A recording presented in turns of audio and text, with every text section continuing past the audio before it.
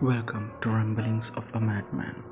In this episode, I want to talk about the fragileness of our society. In specifically, the fragileness of the technology, the achievements that in sciences that we have made as a society. Well, let's start from the very beginning when humans found fire and the improvement it makes to the society in whole. Think about it for a moment. A specific TV show comes to my mind. In that TV show, it is your typical survival TV show that where a man without any survival instruments or tools were sent into a forest to survive. In that, I noticed in the TV show there was a particular important thing. It was fire. Till fire is created, the man's life was miserable. There were insects at night biting him, bothering him, mosquitoes and so on, whatnot. Food is very scarce and hard to find because meats cannot be cooked. He was cold, no proper shelter, and there was no light at night, so there is always the danger from predatory animals. But after 1 or 2 days, after struggling, finding a method to create fire made his life that much better. There was heat at night, no mosquitoes to bite, and the food can be cooked properly, and it was healthy, it was safe. He had the ability to move into creating the other tools necessary to gather food and there was time to create shelter, there was heat, there was light in the darkness so that he can see if any predators are coming or not. So much big advantages. Well, that TV shows are a prime example of how humanity should have improved, put a step forward in life and in creating a proper society. And from that day onwards, humans have started innovating, creating, managing in technologies and sciences, and day by day, century by century, things have got complicated. Think about it for a moment. The electronic device you have today to listen to this podcast, it's a result of years of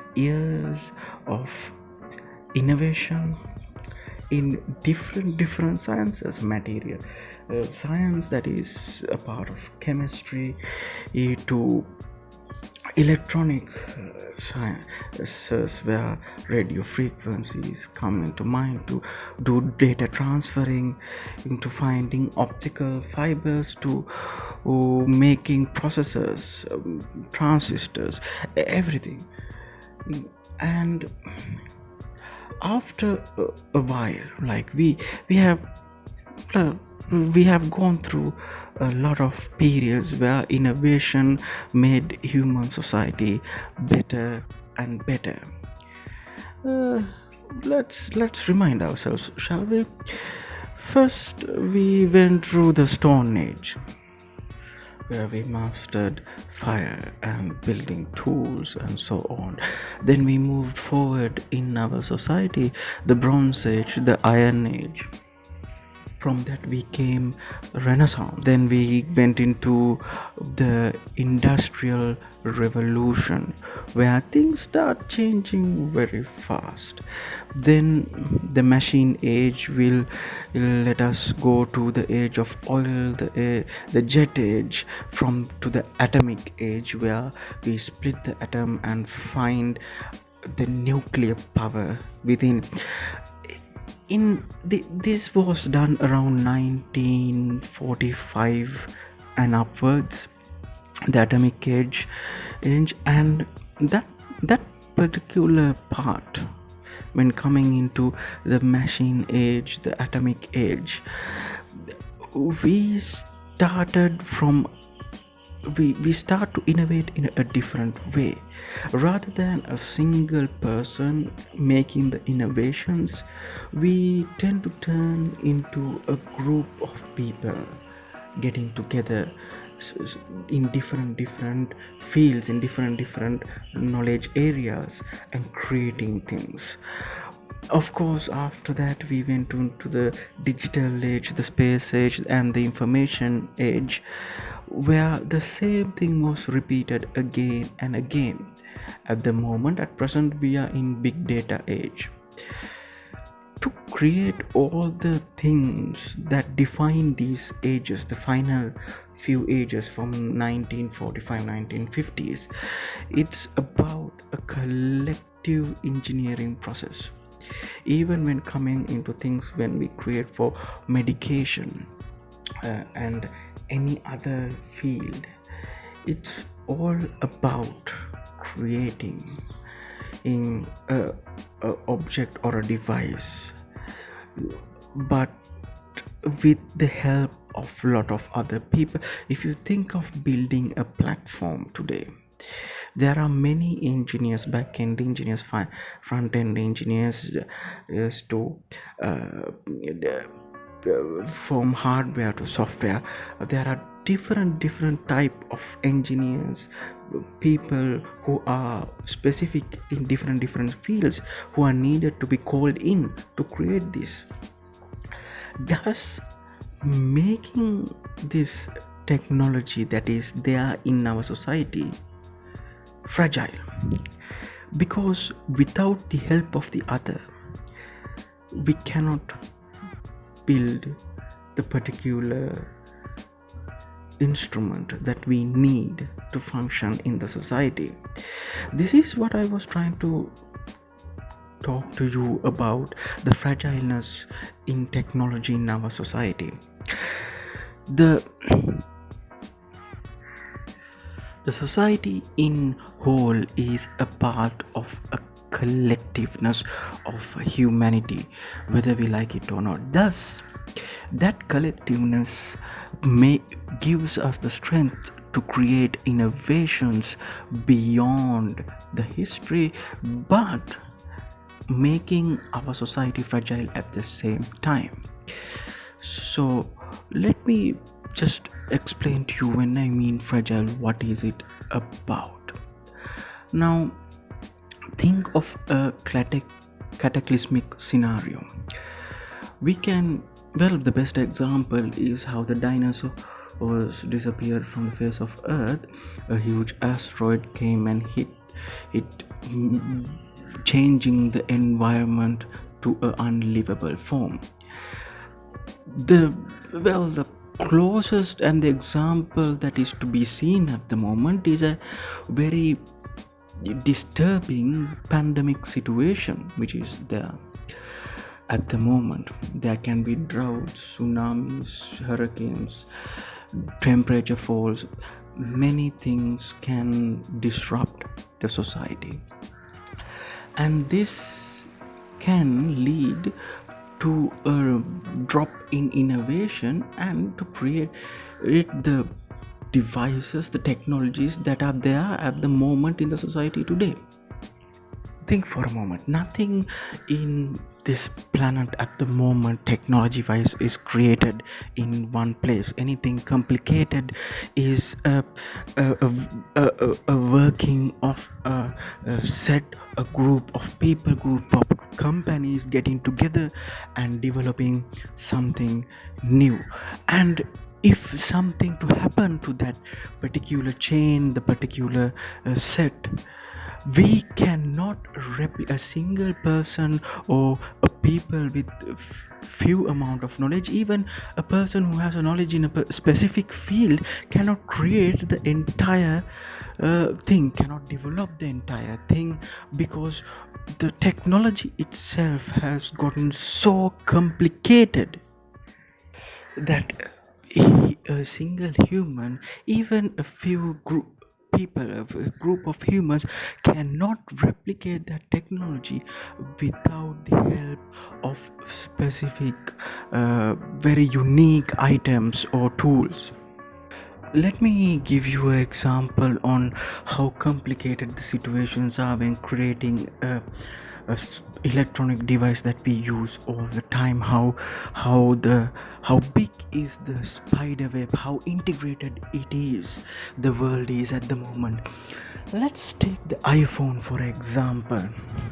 The iPhone is designed in United States and assembled in China. This is the basic knowledge we know about. But if you take the main components of the iPhone, it the pieces from designing in America to assembling in China, the pieces come from all over the world. The best example, the Bluetooth and the Wi-Fi components come from Japan.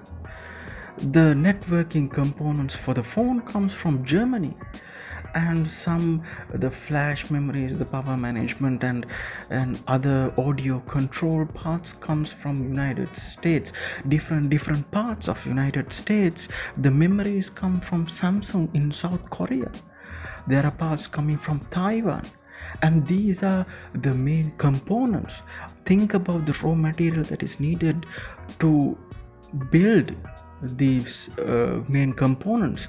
They come from different countries. All together, for around more than 40 to 45 countries is get together to supply the raw materials and so on to build a single iPhone. This integratedness is the fragileness I'm talking about. Think of here's the thing. I wish that nothing bad happens to the world, but history says otherwise, and this is why we, as a society, we have to talk about this. Because think of something going wrong in one country, or a place where the part of a man is manufactured in an iPhone. The whole process goes down. There will be no iPhones, there will be no Apple computers, thus leading to a blockade in use of Apple computers to build other machines in let's take and so like 3D printing field or innovation, or the processing itself using Apple computers will go down. Thus the society will have no access to Apple equipments. But this is same for not only Apple. If you take any other industry, any other company that is creating in electronics that we use day to day, any PC, any phone that is there, Android or anything, if God forbid some disaster happens to the single part of this fragile society, we are looking at a technological blackout. This is true when coming into highly sensitive things, creating chips in the medical field as well. Because think about it, if some disaster happens, if you survive, what are the technological features that you can create from the very minimum you have? You would know how to create fire, you would know how the wheel works, but do you know how the total electric car works, or a mechanical car actually? And do you have the components to build it? This is the fragileness I am talking about. If something goes wrong, how far will we end up going? Because it is for a fact that no single person or a set of people in a location can create an iPhone, meaning that the very maximum thing that a human can create would be the maybe a fully mechanized car without any electrical components, maybe. But even for that, there should be people with specific knowledge. And this is a scary thought for a moment, because some of the secrets of the technologies are with companies itself. And if things go down, the internet and everything goes down, the only resource that there will be is personal knowledge and knowledge from books at that area. It's a frightful thought how fragile our society is. Think for a moment about societies in the past.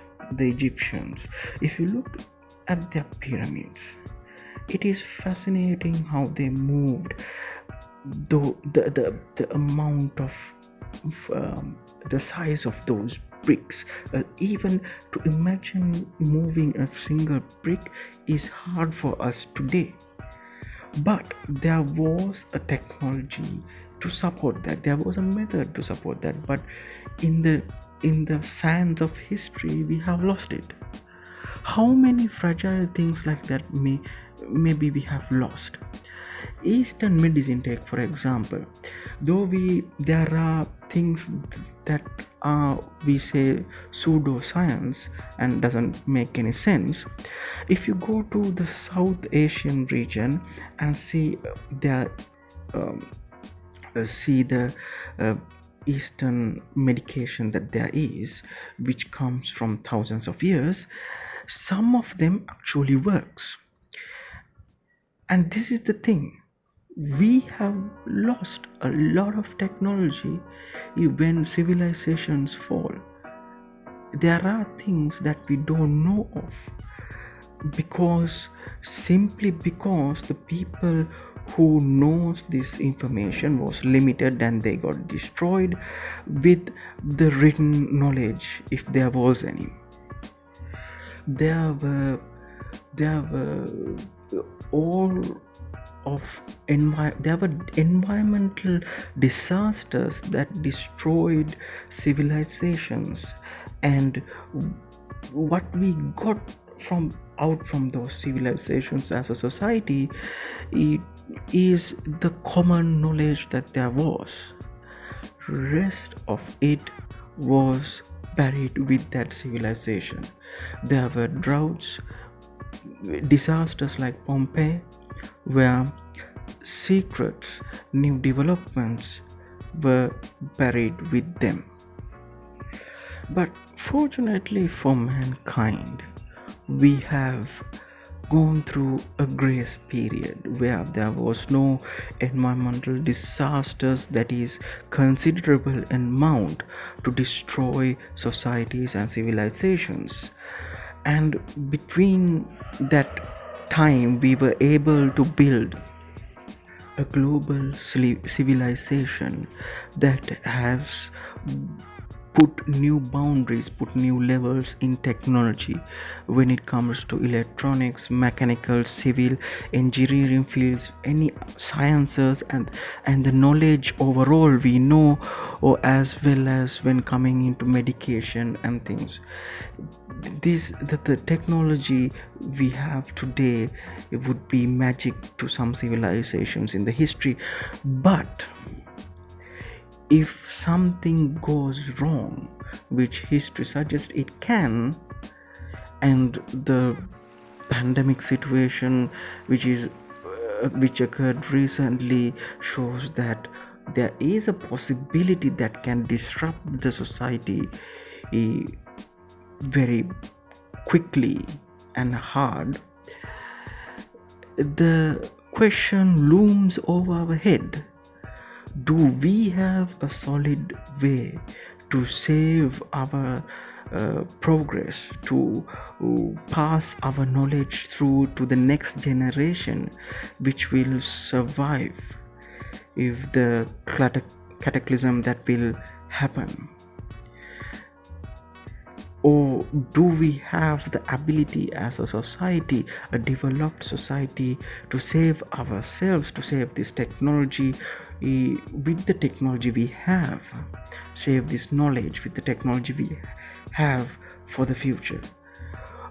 The one of the things that come into mind, we have a seed bank in Norway to protect the different kinds of plants that are there in the society to feed us. This is a positive step that is being taken to, at least in the most worst case scenario, to cultivate food. But thinking of methods of surviving is a very important thing, as well as we have to find or think of a way as a society to save the knowledge we have already found out, because this knowledge we have gathered and what we have created is not a knowledge that can be handled by a singular human being, and by use of a singular set of equipment. It's not like creating a wheel out of a wooden trunk, or it's not like creating a small boat. It is now much more complicated. We would need robotic hands just to develop microchips. But to develop the microchip, we would need other technologies and different fields of engineering and sciences. So this is a very complicated technological society, and the complication comes if, when the question is asked how to pass this knowledge in a difficult scenario when the society is facing danger or degradation. And I think we are developed enough to come up with a solution for this, and I think not having a solution is not an excuse.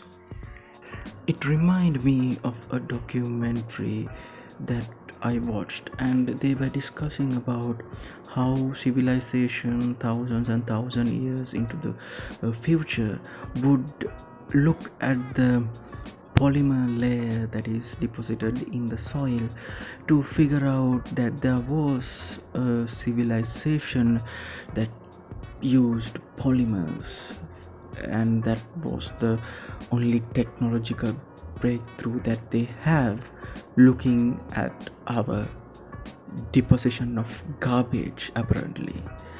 But I don't think that should be the end result of our civilization, because the ancient Egyptians or the Greeks or the Mayans, they didn't have a way of preserving data, or even if they had, it was very difficult to proceed with large amount of data in the methods that they were writing in.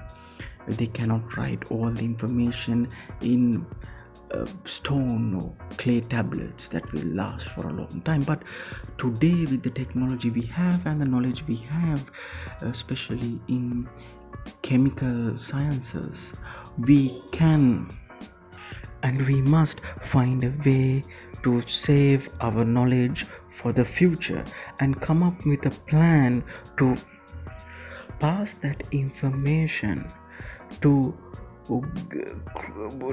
the human race that survived the cataclysm, to build from where we have stopped, and in a method that will show that everybody will be able to access that knowledge and understand that knowledge. Well, how to do that is a debate beyond my knowledge, beyond a single person's knowledge. It is up to a set of PhD holders of technology, sciences, and even societal people who solve societal problems, because it is a very complicated topic. How to pass, who to pass, will they understand, how to make sure that they will understand. These are all big scenarios. I just want to shed a light on the fragile nature that we are in as a society, technology wise, and that to show that there will be a issue like this and in the future, and we have to make sure that any in a cataclysmic era, to save our information, our data, the knowledge we have, the progress we have done as a society, to the surviving generation. Well, that's a mad ramble, I would say. Thank you very much for listening. Ayubowan.